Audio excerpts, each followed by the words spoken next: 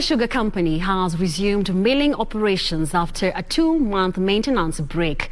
The miller's Managing Director Chrispine Ogutu has promised to pay farmers immediately after cane delivery to avoid a build-up of arrears. Ogutu says 733 million shillings in arrears owed to farmers has been settled, with the remaining 326 million shillings expected to be paid from the miller's operations. In November last year, the government offered Nzoia Sugar Company a 500 million shilling bailout after the Bungoma-based miller accumulated 733 million shillings in arrears to farmers.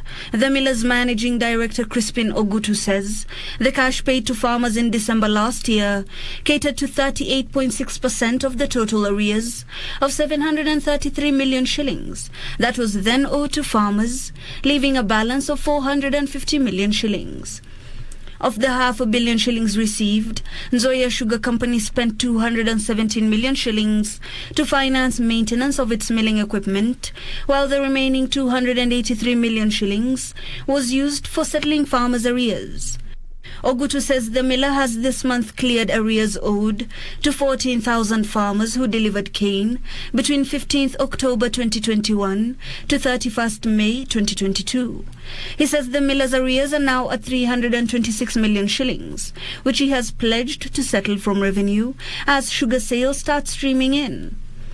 This is after the company has fully resumed milling operations after a 2-month break that was taken for maintenance and repair of its milling equipment.